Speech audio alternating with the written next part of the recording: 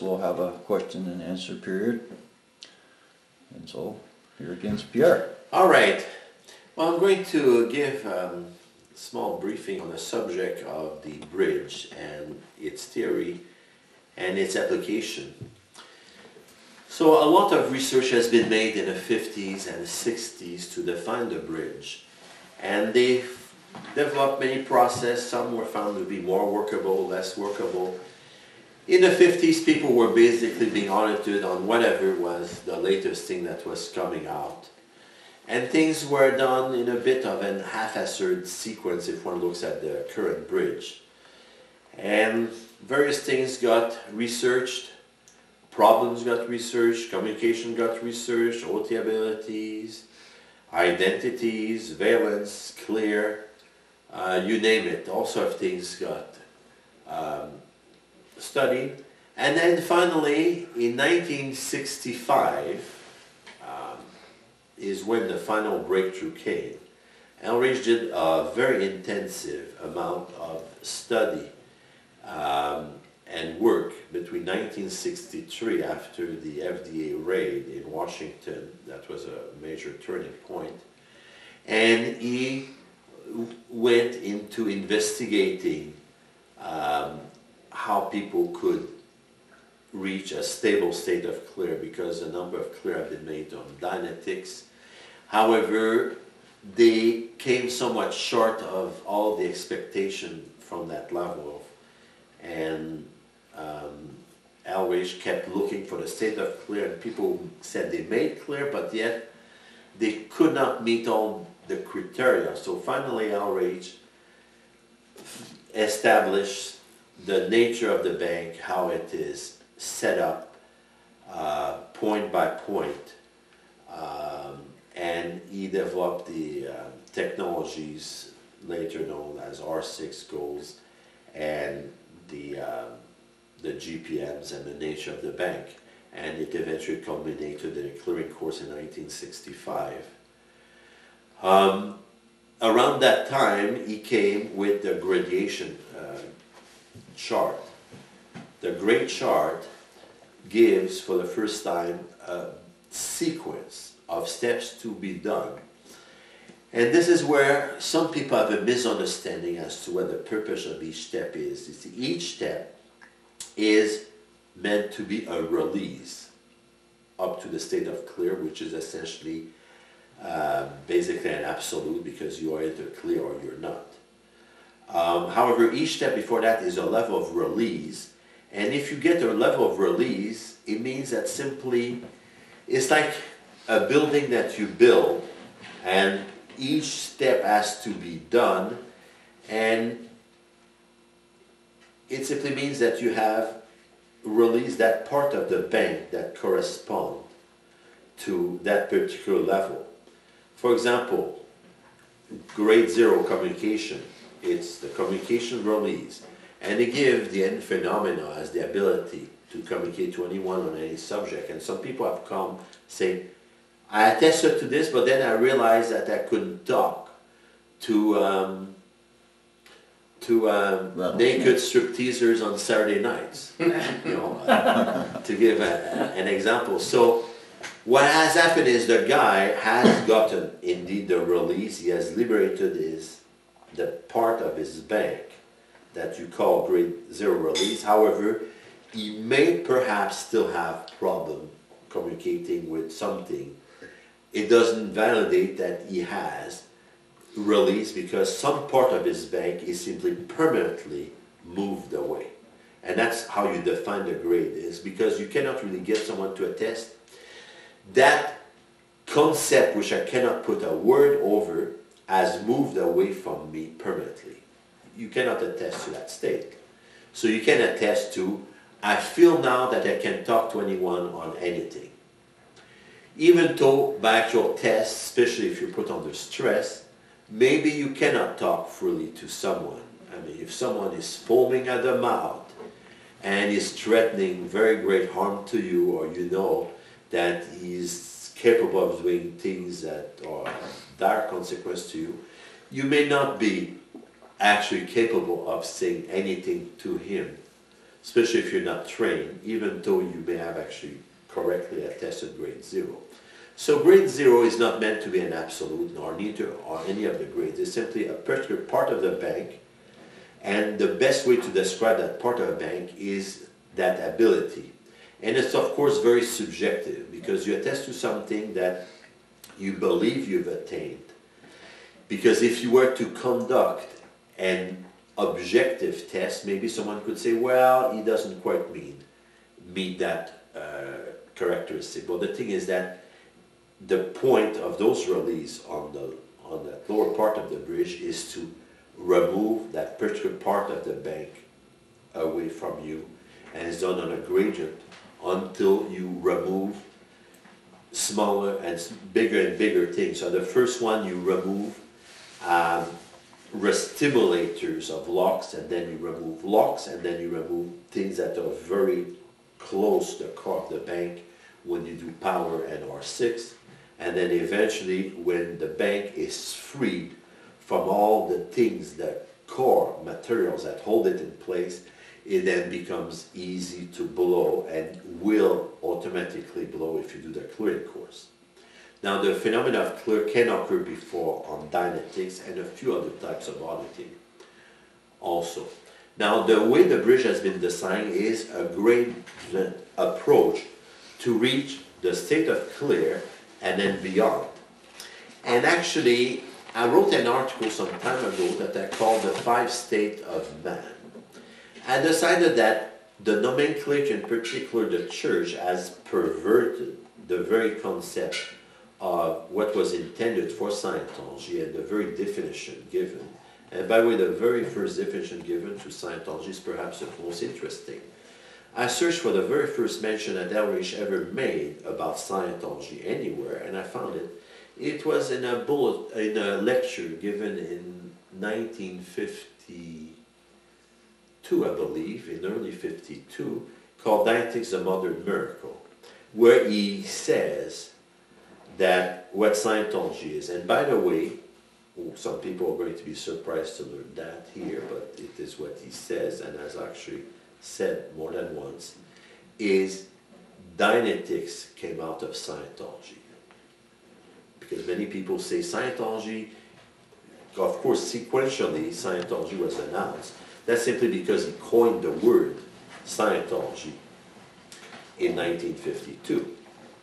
However, the science, Scientology as he defined it and conceived it, was actually, according to Elrich himself, originally conceived up in 1938, which is the time he wrote the famous book Excalibur, which, by the way, one of my PC has read and told me about it, which I'll probably mention another time. Now, the point here is, on the bridge, you have this sequence of steps that is meant to be very gradual, and you move one point after another. So the first step you would get on the bridge is introductory type auditing, to get someone interested, getting reality of what can be done, giving them wins as to what they want to address. So there's all sort of auditing that has been done. One can write many programs. There's many rundowns that are done in the church about this. And the CS series and all the tech volume and the lectures give all sorts of things you can do. And when I hear about people inventing new processes, I'm dismayed. There's so many processes those people don't know. I mean, it's like you're looking for a treasure when you got an unopened chest full of gold coin in your bathroom. And now you got to go around the world looking for treasure when you've got a chest so big you cannot even move it in your own bathroom. That's about how pathetic I think those people are, because all those people that are so frantic to do new process, I've never found one that was a true expert in the technology. I can understand, you become an expert in the technology, you eventually run out of things, now you have to invent new things. That's plausible. But so far I've not even met a single person meeting that characteristic. Each of them, they didn't know, and they invent new things because most of the things I've found invented violate some of the core points that are explained in various places and are actually addressed in well-existing technology. They simply don't know about it, that's all. Now, the bridge, you start by doing life repair, introduction, and various things, so the person feels good. Now, the current bridge says the purification has to be done.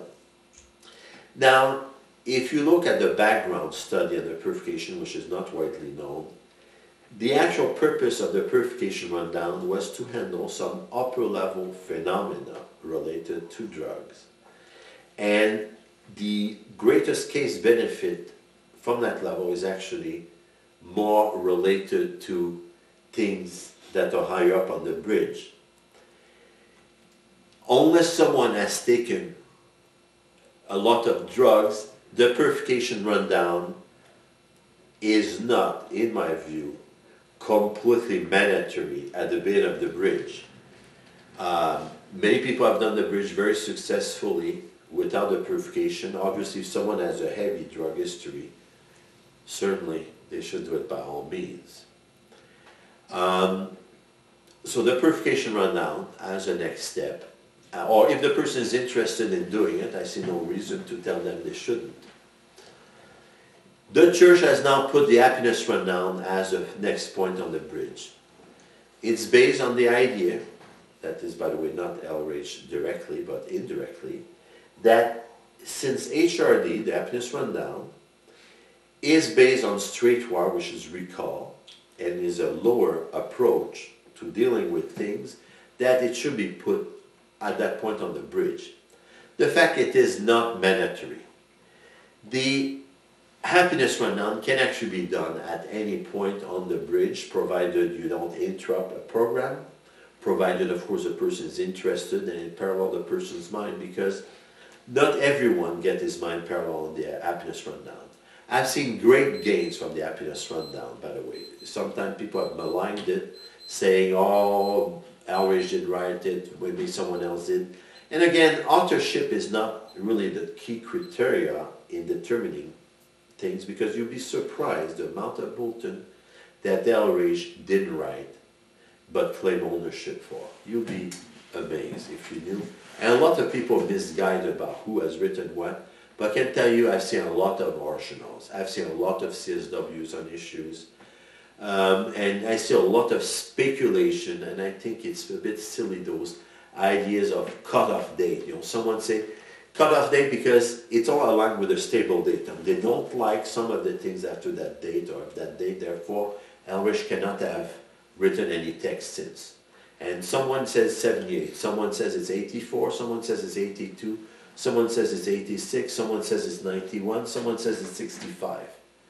All these different ideas, and it's all based on speculation and not on even knowledge. If at least it was based on information, but it's all on speculation. A bit like the Greeks who tried to deduct the universe from looking at the ground, and then they came with the idea that Earth had to be at the center of the universe. That's about the same type of result you get when you don't base yourself on observation, but on pure speculation, especially uninformed speculation. Anyway, so the bridge, the happiness rundown can have great result, and one of the greatest results I've ever had on the happiness rundown was from someone which is actually a celebrity. And this guy had a problem on the second demic. He was unable to have a stable relation. Each time he got with a woman, he had, within a month or two, to drop her like a hot potato. Very nice girls, very beautiful. They would have been perfect wives, some of them. He was a nice guy. He was extremely successful in his line of work, and he just couldn't, he had to break it off. And needless to say, he became part of a very long hate list among women. And this was the ruin of that person. And we did the happiness rundown. And we gently do it, and He was very happy. There was no super wow, I mean, these frantic wows that the person don't know where to put themselves. No, there was a gradual series of key out release improvements.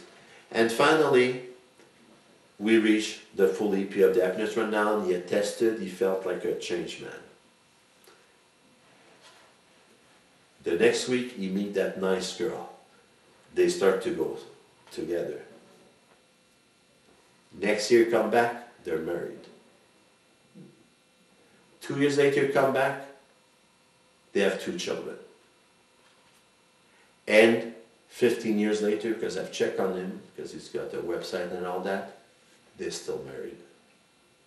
So that's an example of tech that works.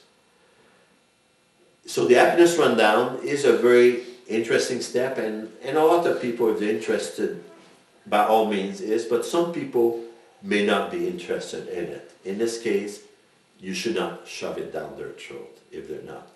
And again, this is where expertise is required, because you see, auditing someone is not very difficult, especially at lower levels. You read what is in the academy levels, you do it. In the RPF, people have successfully audited without even doing the academy levels. Read it, drill it, do it, and results were uneven, but generally people were stupid, audit stupidly. And those who are intelligent, they do a decent job. That's basically what's been my observation with RPF auditing. So if the guy is really stupid, then he's going to do a lot of stupid things in session. And that's because he's stupid and he would take a lot of proper training to do it right.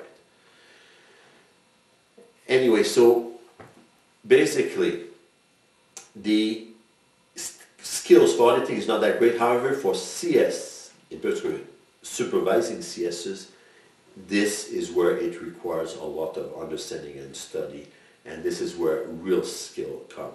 You can maybe become a decent auditor in a few days and a pretty good one after a few months, but you certainly don't become a crackerjack CS in less than a couple of years, that's for sure. That's for sure.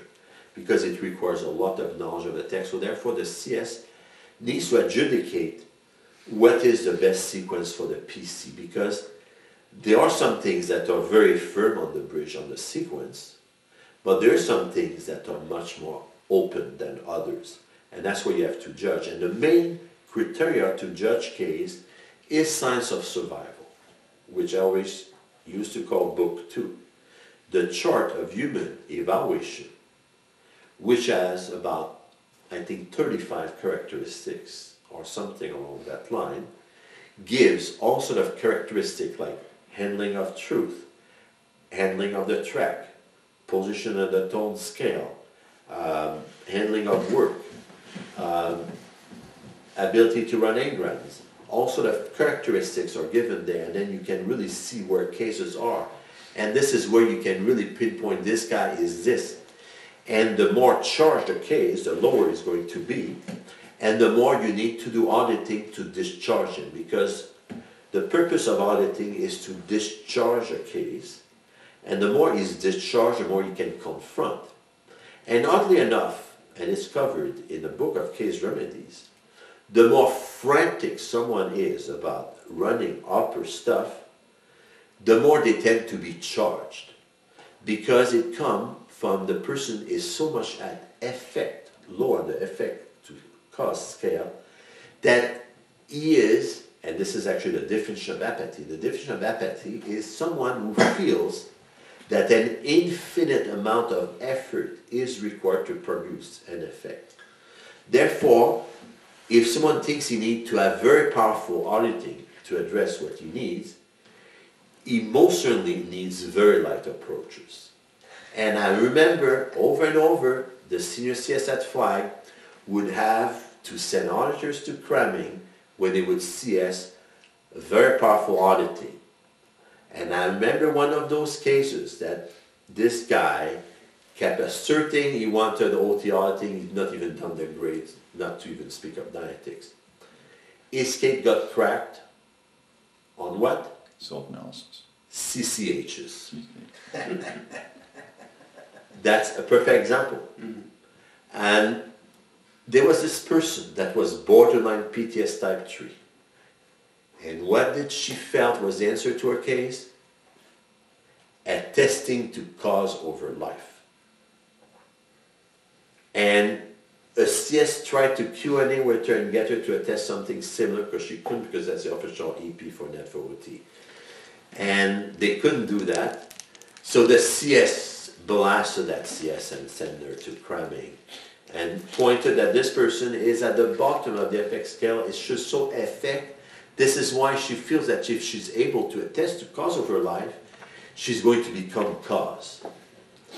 And that's why she feels she has to. That's her solution. But the fact is, she needs her case discharged gradiently. And everything in Scientology is done on a gradient. So you do a gradient approach. And if you use too low of a gradient, you have OHAM not feeling bad, but not so interested. If you're auditing above their level, you're overwhelming the person. And sometimes they will tell you, oh, that's too lower stuff for me. You know, the person is at the bottom of the scale, he's chronic 1-1 or grief case, and they somehow put him on NetFOTs, and it's completely above his head, and he says, oh, I'm not interested in this, this is nothing, this is little baby stuff. And actually, I even saw a shocking statement from one of them. He said, it's auditing with its balls cut off. And it really shows, when I saw that statement, there's only one word that came in my mind, and it's bypass case. It's based on a bulletin that Elrich wrote called the bypass case, where he says that you can reach a point, that's when it's on the bridge, and they somehow missed the entire bridge, and now he's OT3 or 7, and he cannot talk to anyone worth a damn. He's overwhelmed with problem, and he cannot handle change, and is full of service facsimiles. So that's a bypass case, and of course that person is not able to confront this, but generally they think the other way around. This is why if someone is to ever conduct research on Scientology matters, they should never, never, never use their case as a guideline. They should use either what the technology dictates from what it's written, and then you can deduct. If he says this in this conference and this in that one, you put them together, and you can put something together. Or you can study cases from others, how they respond to auditing, and then you can make the decision. But if you look at your own case, what comes in a session is going to become very subjective, and everyone has a blind spot. And by definition, a blind spot is something you cannot see yourself. So you can never find your own blind spots. So anyway, so in the bridge, to go back to the bridge, you do a gradient approach. So after the happiness rundown, which as I said is optional, you have the first major choice. The old bridge said Dynetics, then grades. The new bridge says bridge versus Dynetics. Then there's been people saying this, that, and giving all sort of references. Again, the real thing to use, you cannot go wrong if you use the true fundamentals of Scientology. However, when you say that, some people will twist the fundamentals and say that's what it says in the fundamentals. And therefore, that's why it's proper to evaluate for PCs in those cases. So some people have actually seen people writing actually that. So, but the reason for the bridge is this. Originally, the bridge was built that way. Then, around 1980, Elrich wrote a bulletin, Theory of the New Grade Chart. And he pointed out various points that people had much rougher case today. First of all, people have taken a lot of drugs in the 60s and beyond, which was, of course, basically unknown in 1950. The world is a lot worse now. I mean, the problems, the taxes, finding a job, life, all the gadget use and all these murders on TV, this did not exist in 1950. It's every day here. And people have a lot more problem today because you look at them, I mean, they are busy, they are so busy running their life that they don't have a problem driving dangerously because they have to speak on the cell phone, and they run their business while they are eating with one hand, holding the phone with the other, holding the steering wheel with their knees, and glancing at the facts that's coming on the side in the car. So these people would stand to have a lot more problem than the peaceful 1950. So, I mean, it's almost, so basically, people today would tend to be a lot more overwhelmed and to be a lot more effective life than they were in 1950.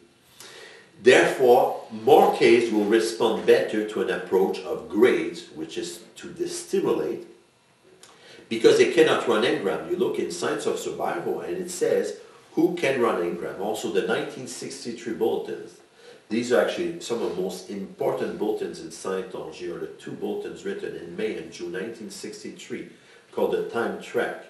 These are some of the most important bulletins ever written by Ulrich, where he defines a level of case and who can run engrams. And this is actually how you can use that to even evaluate all the technologies that people have evolved on in the so-called free zone.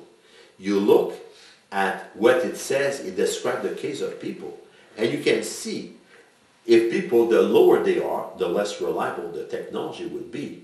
And the higher they would be, or the higher, the more consistent with the tech would be, then the better the technology would tend to be. At any rate, those bulletins clearly indicate who can and cannot run engram. So if the guy cannot run engram, because essentially, obviously, the lower one is, the less he can run engram. And actually, Ulrich clearly saying, and you can check it in Science of Survival, you should never attempt to run engrams if someone is less than 2.0 on the tone scales of chronic state. And a lot of people, especially those in the 1.1 to 1.5 band, have very much of a blind spot as to where they are on the tone scale. And they will not recognize that's where they are. And those people are simply above their head in a lot of those materials. And then they will simply not be able to run this. And a lot of people in today's society are that way, because that's the way society teach people. You can read, you can watch television or anything. People even make jokes about it, that being mean to others at the office is the right thing to do. That expression is very popular, so sue me, This is an expression, this is a perfect 1.1 expression to simply show that I've done wrong, but you can do nothing about it. Haha. That's basically what that expression means. And people who are very fond of using it tend to be rather low on the tone scale. And it's a very popular expression because today in society a lot of people are low on the scale, a lot lower than they were then. This is probably the reason why the dissemination of Dianetics and Scientology needs to be very different today than it was in 1950. And this is why a lot more uptone people came into Scientology, and you can really see the big difference of public now back then to then. Because I know that people that came in Scientology or Dianetics in 1950, because even though I was not there around them at the time, I met a lot of them at Flag in the 70s. And you look at who was attending. First of all, even if you look at pictures, you can see the age of people attending those were typically people in their 30s, 40s, or 50s. That was the average age of people attending those conferences and doing those courses. And a lot of them were professionals. You had people that were professors, doctors, they were really professionals, respected. You see today, you have celebrities which don't need any particular education. They simply need to be able to act or sing or whatever. And you have a whole bunch of new people who have studied nothing, who simply follow and you find that the people that are truly knowledgeable, they tend to be strong activists against the church. Like, for example, someone like David Turetsky is a famous, outspoken person against Scientology. He's professor at Cornell University. He's one of the most vocal opponents against the church, and actually what he has against the church is not the theory by Eldridge, it's more the actions of the church. And actually I've even exchanged emails with him, and he definitely respects me. Especially that I've communicated clearly what Scientology is and made him realize that Scientology and the church and Eldridge are three different things. And I've even exchanged various emails. He even asked me for information once. So, but that type of person is staying away from the church now. So basically, they haven't realized that, and then they seem to be attracting people that are very low tone right now in the church. Because let's face it, the church has so much propaganda against it that anyone who's higher on the tone scale might not reject it offhand, even if he's uninformed, but he's heard anything of it, he would be, of course, suspicious, and he will have enough of a keen mind to reject the obvious fallacies that they will try to disseminate to him. But those who are low on the tone scale, they will simply gobble and be very gullible. And this is what happens. When people are low on the tone scale, they're very gullible. And people who are higher on the tone scale, they are not so gullible. They will not be antagonistic, but they will not fall for it. Because if you're antagonistic, you're in the 2.0 band. So, to go back to the subject of who can run engrams, you have to be high enough. So if those cases are so low tone, there's no chance in hell that they're going to run anything but the most shallow form on Dynetics. So therefore, those cases who are low on the tone scale, they will definitely benefit far more by doing grades first before Dynetics.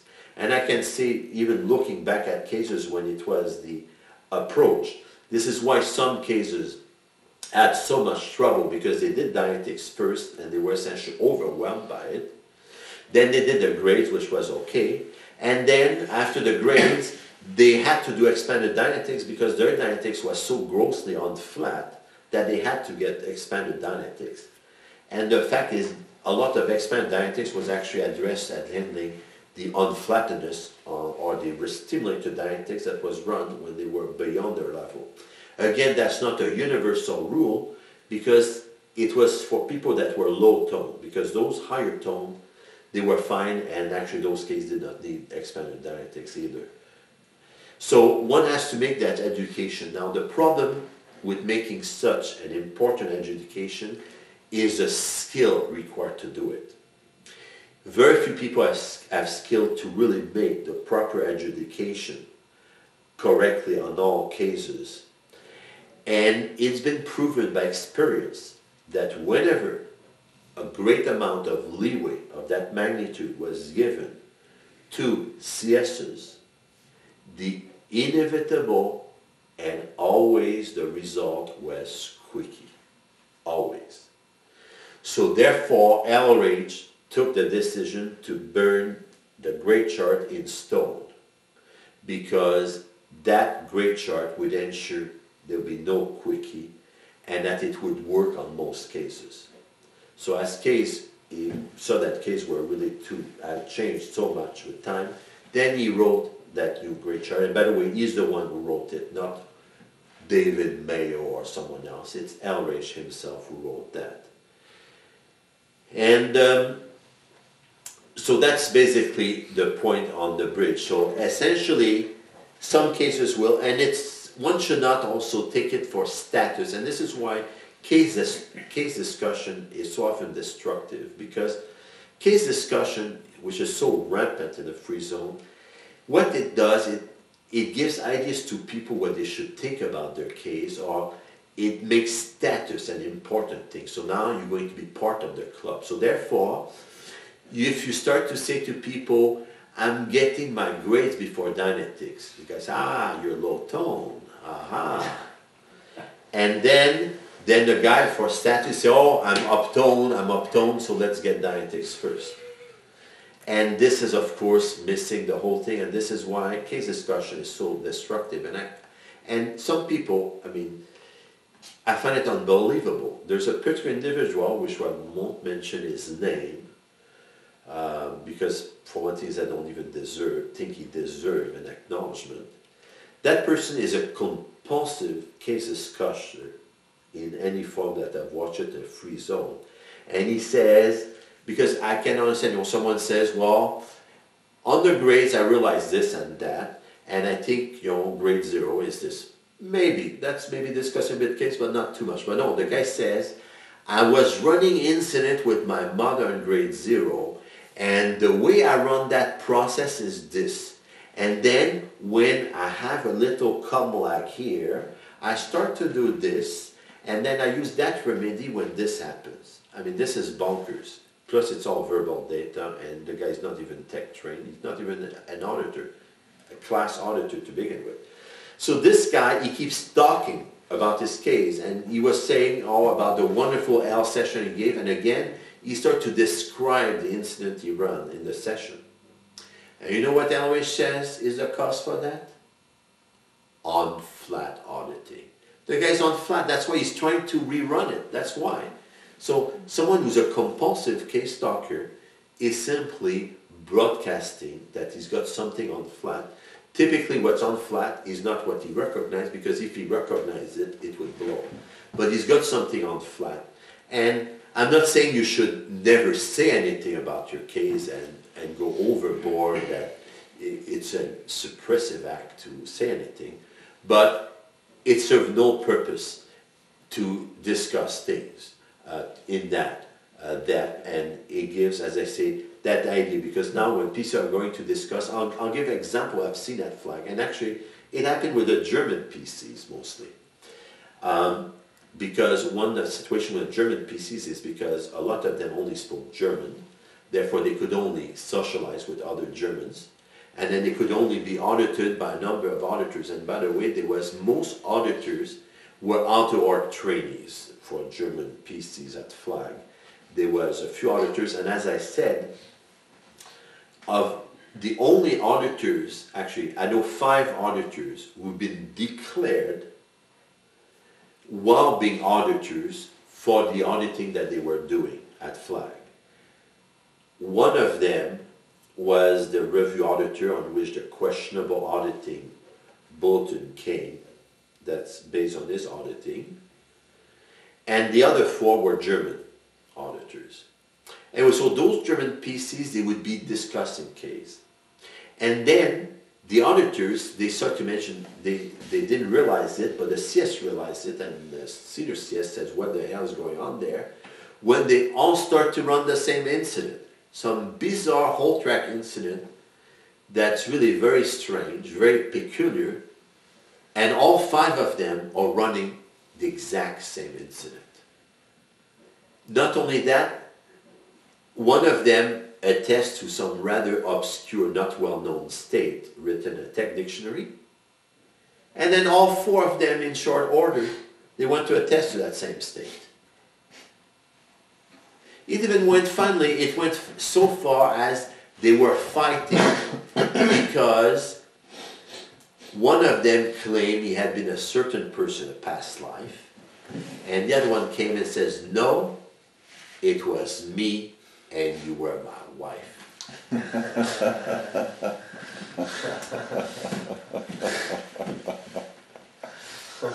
So basically the CS told them, knock it off or it's ethics. And definitely this is what has to be done, because it's disruptive. It became completely disruptive. These people are not running their case, they're running whatever fantasy or whatever else the other one suggests to them. So anyway, so that big adjudication has to be done in the bridge as to dialectics or grades. And it is not a easy education to be done sometimes. Sometimes it is easy. Of course, the proof will be that is if you really took the right choice, the PC will run dialectics well and easily and with depth. Because sometimes there's PCs who run dialectics so shallow. I mean, locks is the only thing. I've seen people like that. They run dialectics, you know, locate an incident when you had blah blah, and so this was like last week, and then they will not go beyond This morning. well, maybe they'll go early this lifetime, but it will only be a severe lock this lifetime. This will be their basic. they will not find anything earlier than that. And over and over running this. Of course, on the drug rundown, it's premature to do a whole track remedy because one of the fundamental reasons for the inability to confront the whole track would be drugs. So you have to address them first. But someone doing an anti-drug rundown without ever seeing it, there tend to be bad indicators there, and often it's simply because a person is simply not capable of running dianetics, they haven't had their grades. So if someone does the grades, they will discharge a lot of charge, and then they'll be able to confront dianetics a lot better and run with far greater depth. And so the grades, the first level is extratoire. It's not called a grade, it increases the ability to recall and be in present time. So these are processes covered. There is a checklist. The checklist, by the way, LRH wrote specific orders to compile a series of processes for each grade, from extratoire to grade 4. That was in 1972.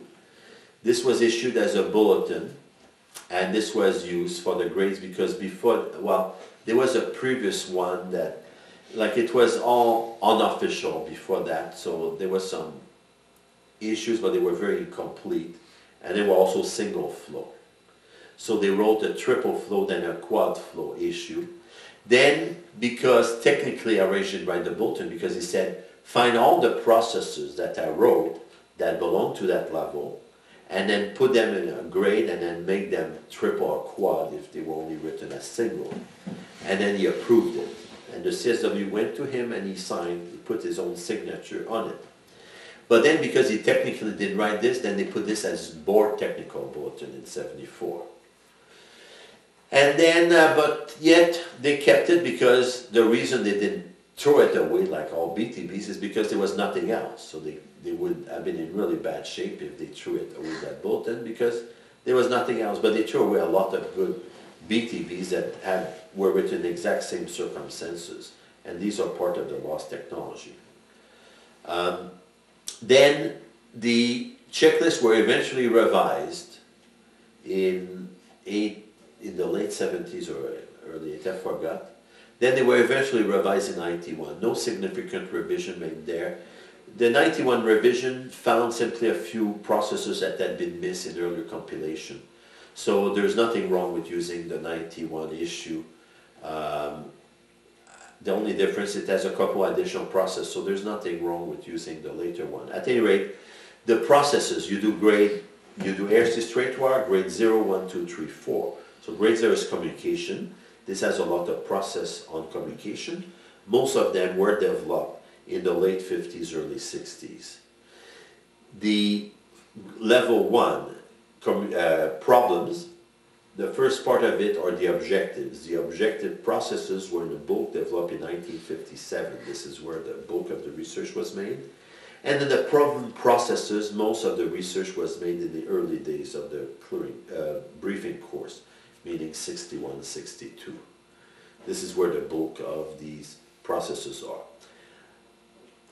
Grade 2, overs withholds.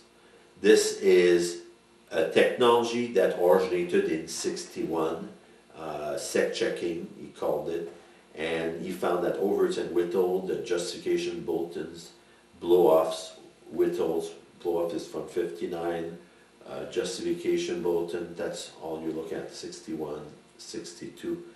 There's a lot of bulletin, RC breaks, miss withhold from 62, RC break, miss and partials. Also the bulletins between 62 and 65.